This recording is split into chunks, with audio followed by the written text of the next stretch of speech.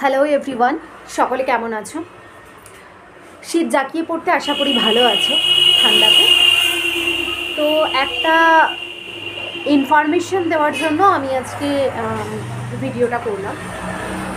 ঠাকুর দেবতা নিয়ে প্রচণ্ড এখন কি বলবো ফ্রড হচ্ছে, মানে সবাইকেই ঠাকুর ভর করে বসছে, এরকম একটা ব্যাপার।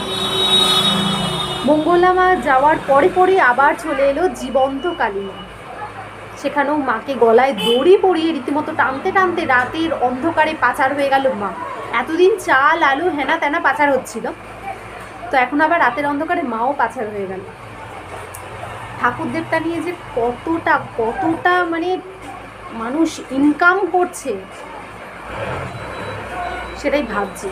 তো যাই হোক, ওখানে আমি নিজে যাইনি। জীবন্ত কালী মানে কলকাতায় যে জীবন্ত কালী মায়ের মন্দির আছে, ওখানে আমি নিজে প্রেজেন্ট ছিলাম না, তবে আমার বান্ধবীরা গিয়েছিল মাকে দেখার জন্য। গোয়ারে ঢুকে মাকে প্রণাম করার জন্য গিয়েছিল, তো তারা ঢুকতে পারেনি কারণ মা সেখানে আর নেই।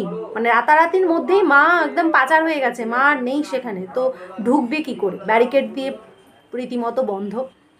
তো তোমাদের একটাই সতর্কবার্তা দিই যে নানা রকমভাবে এরকম চতুর্দিকে ফ্রড হচ্ছে।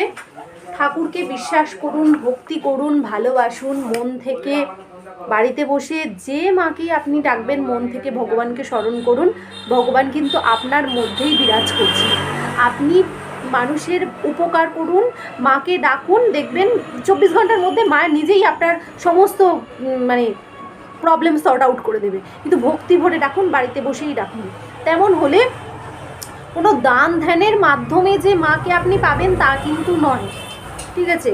তো আশা করব আপনাদের কি বলবো সুস্থ মস্তিষ্ক জেগে উঠুক, ভালো থাকুন আপনারা, সুস্থ থাকুন।